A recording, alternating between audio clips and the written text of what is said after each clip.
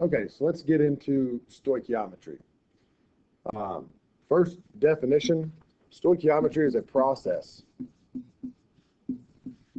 It's a process used to determine the amounts of substance needed and or produced for a certain equation. So process used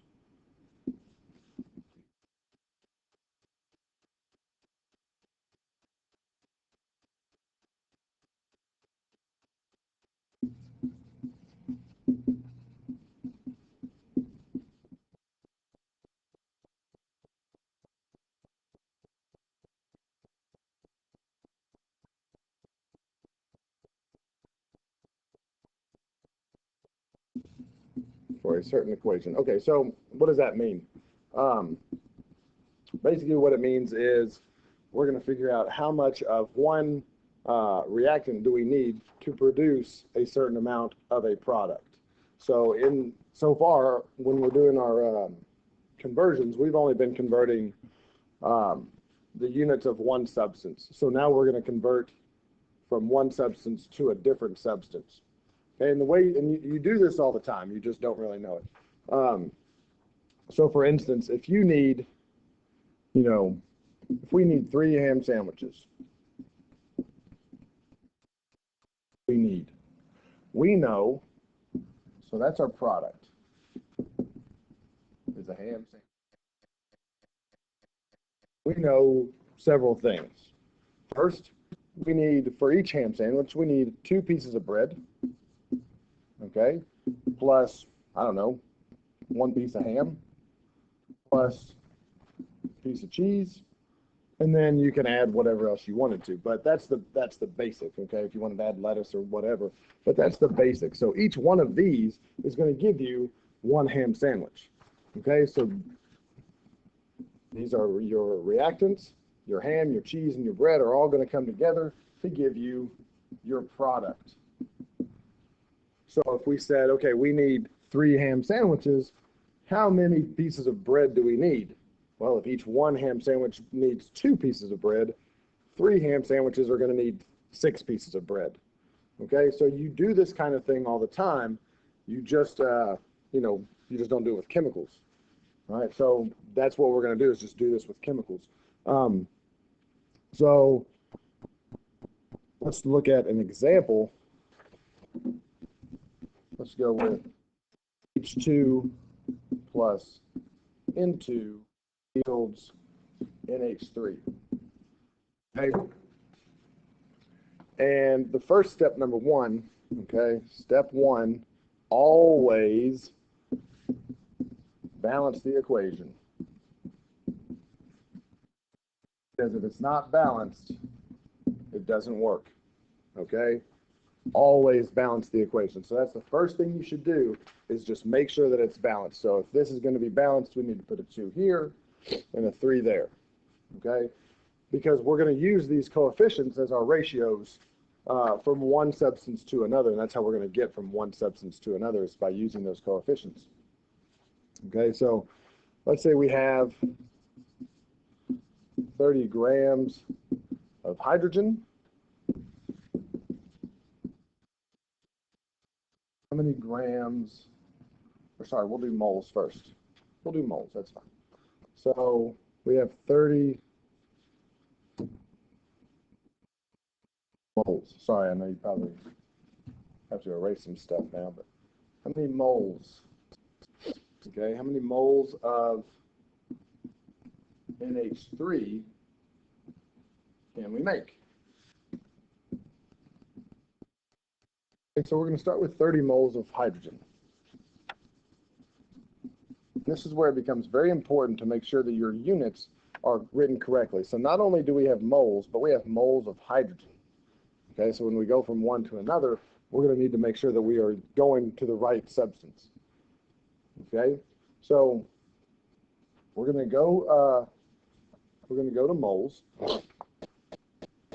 and we have moles of hydrogen. So we're going to look up here, and we're going to use these coefficients, okay, as our mole to mole ratio. So this right here is called our mole to mole ratio.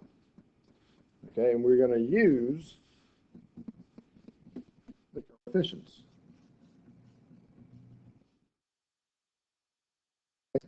So moles of hydrogen are going to be converted into moles of ammonia.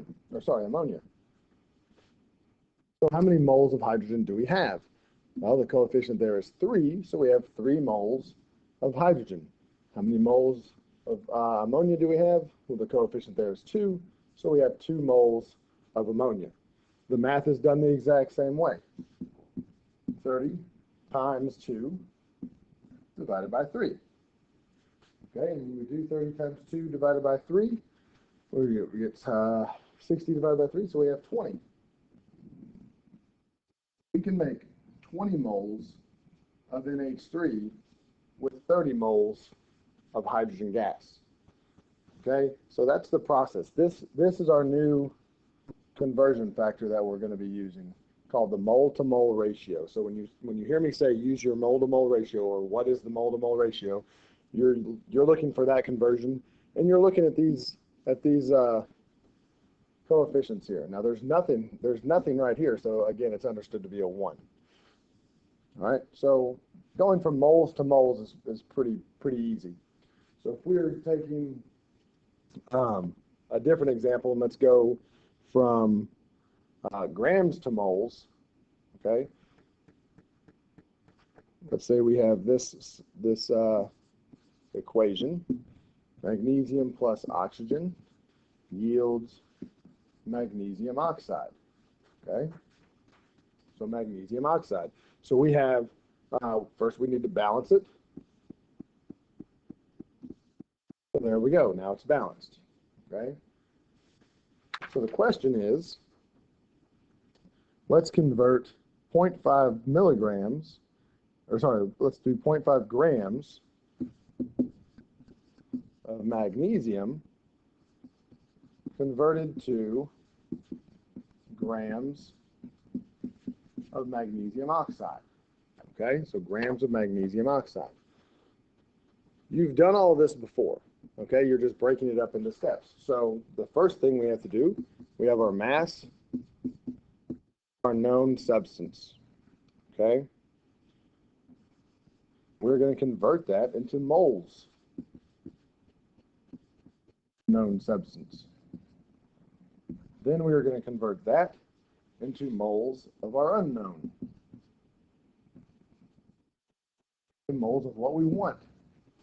And then we're going to convert to mass of what we want, okay, or of our unknown quantity. All right, so those are the steps we're going to take. So to get from mass to moles, remember we're going to use the periodic table. To get from moles of known to moles of unknown, we're going to use our mole to mole ratio. All right, and then to get from moles to mass again, we're going to use our periodic table. Right, so those are our conversion factors. So our mass of our known is 0.5 grams of magnesium. Okay, so now we have to convert to moles of magnesium. So we look on the periodic table, and we see that there's 24.3 grams of magnesium for 1 mole of magnesium. Right? So now we're going to do our mole-to-mole ratio. So we're going to look at the coefficients. So we have 2 moles of magnesium is going to be equivalent to 2 moles of magnesium oxide. And that happens, that's fine. You still need to write it down because you still need to visually see that we're changing from moles of magnesium to moles of magnesium oxide.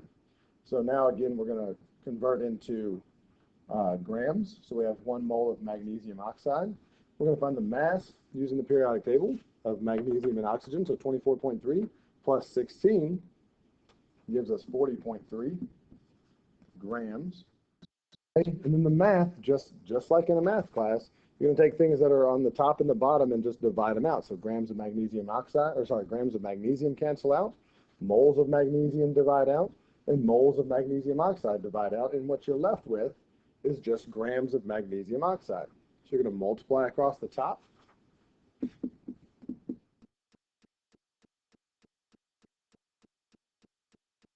divide by the bottom.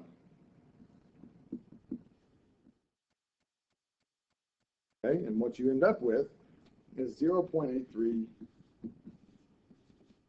grams of magnesium oxide. Okay, not super difficult, but it does require some organization. All right, we're going to do one more example, and then that'll be it. And you can go from any product. You can go from any product to any reactant to any product. You can go from one reactant to the other reactant. It doesn't matter. It's just going from one substance to a different substance. Okay. So last one we'll do fairly quickly here. We'll go back to our N2 plus H2 yields NH3. And again, we need to balance it. So there's that. All right, so we have 56 grams of N2. We want grams of NH3. Okay, so we're looking for grams of NH3. We're going to go from grams of N2 to moles of N2.